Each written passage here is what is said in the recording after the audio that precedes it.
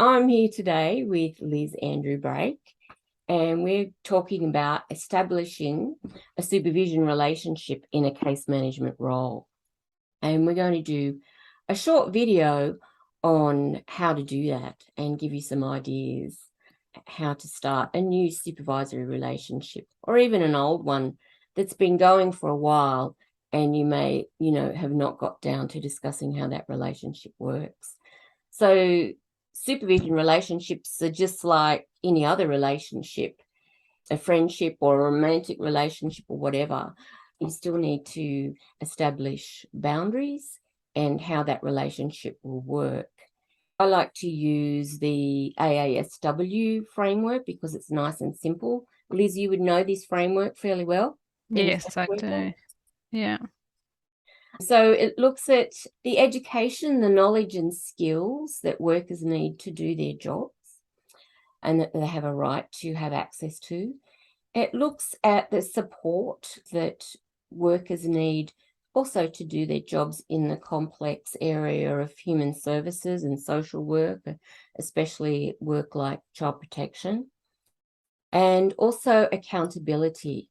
And the accountability, what I like about this framework is that the accountability works both ways. It's the accountability of the worker to do the job, to do the role they're asked to do with the families. And it's also about accountability to the organisation and accountability back from the organisation and or the supervisor to. The other thing done here is drop a little visual to acknowledge that supervision is sometimes on a group basis. It's sometimes on an individual basis, quite often on an individual basis, where we'll have time set aside individually between supervisor and supervisee. And there's that supervision that's day to day, or supervision on the run, I like to call it, where it might be where you're just having a chat informally, or you're driving somewhere and you're talking about practice or a family you're working with, someone you're working with, that sort of thing, or it's just a knock at the office door, can I have a word for a minute? So I think that this visual helps us understand that this is kind of the context of supervision in a case management framework.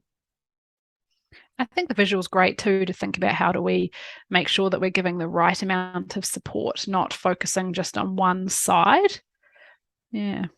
And it might be that we have a supervision session and we don't always focus on accountability. We might do that next session, or we might do that 1 in 3 sessions, or just depends what the worker and the supervisor actually need at that time. We also want to look at today the use of what we call a supervision agreement.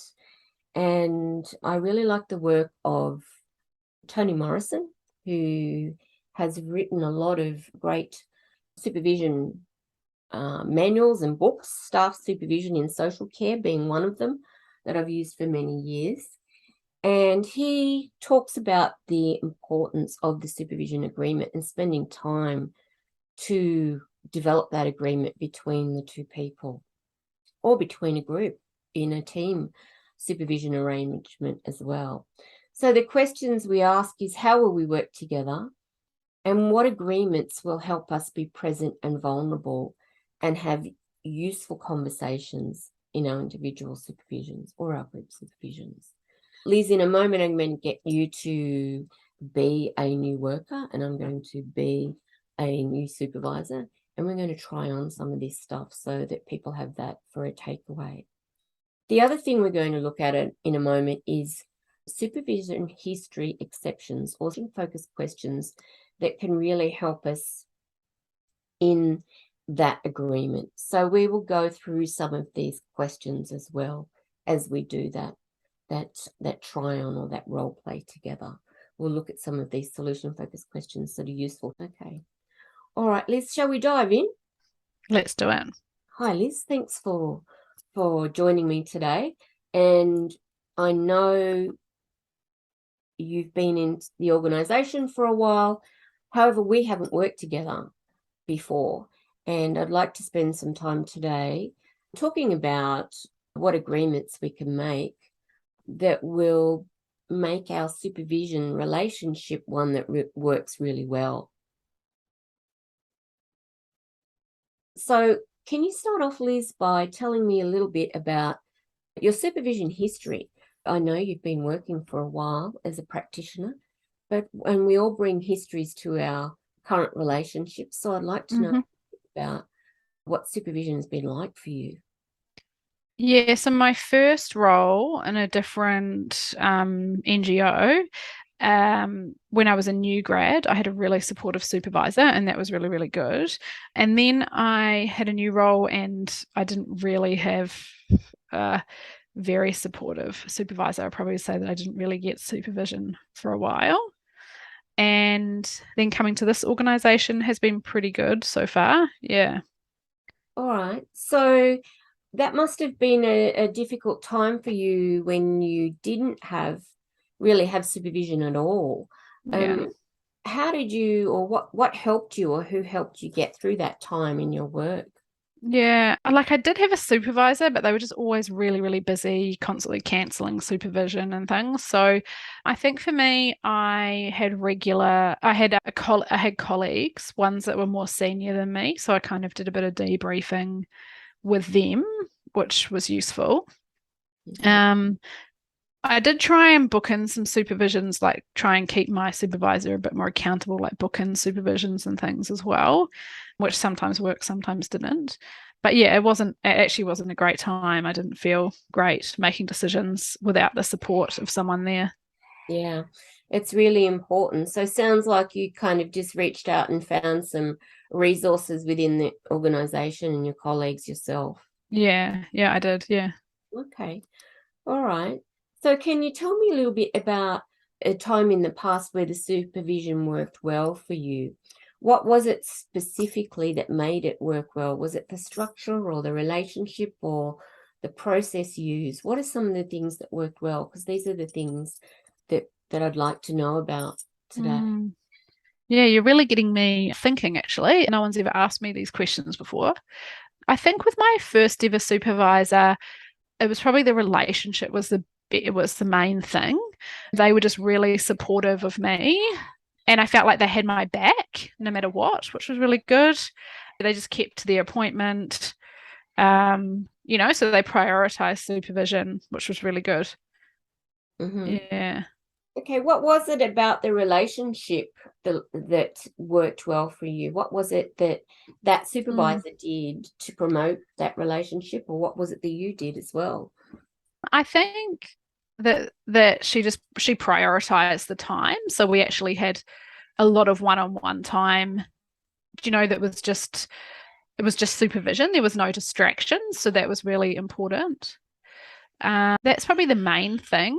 And if I had an issue, I could go to her. I could be open and vulnerable with her, talk about things, and that she would come out on visits as well if I needed. If I came and said that I needed help, so she was willing to help me, which was good. Okay. So it sounds like you felt really valued because she prioritized the time. And Yeah, also, when you needed help, she gave you that support as you were yeah, learning the job and doing, yeah. the complex work. Yeah. And also, I think she knew her stuff as well.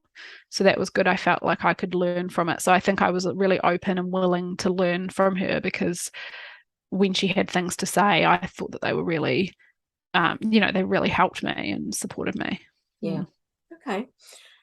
Was there any processes in the supervision sessions or anything that this supervisor used that was useful?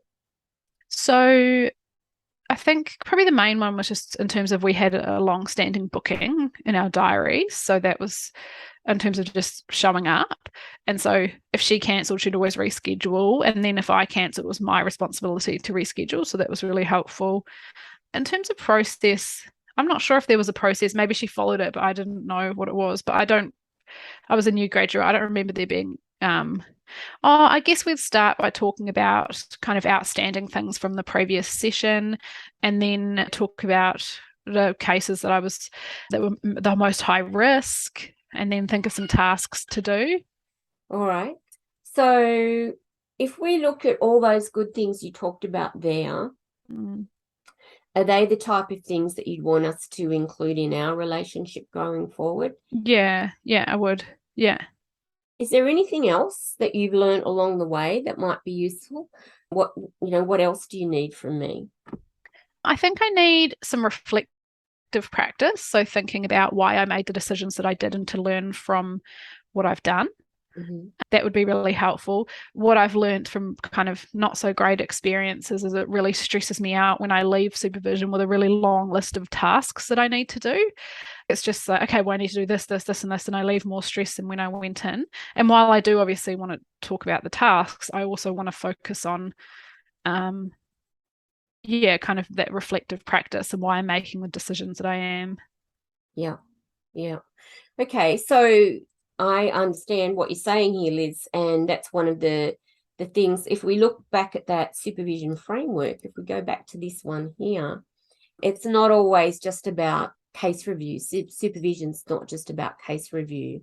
And we need to have, time in there for your education, as you said, your reflective practice as well, to grow your practice. It's not just about saying this is what needs to happen with this case in between now and the next time we meet.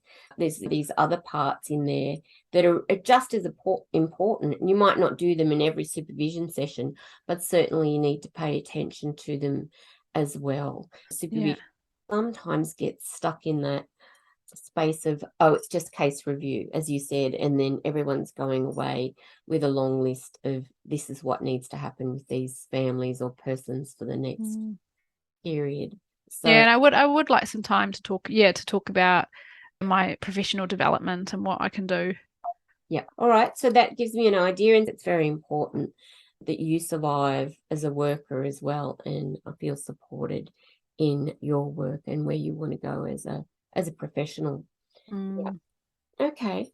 What do you need from yourself in this supervisory relationship?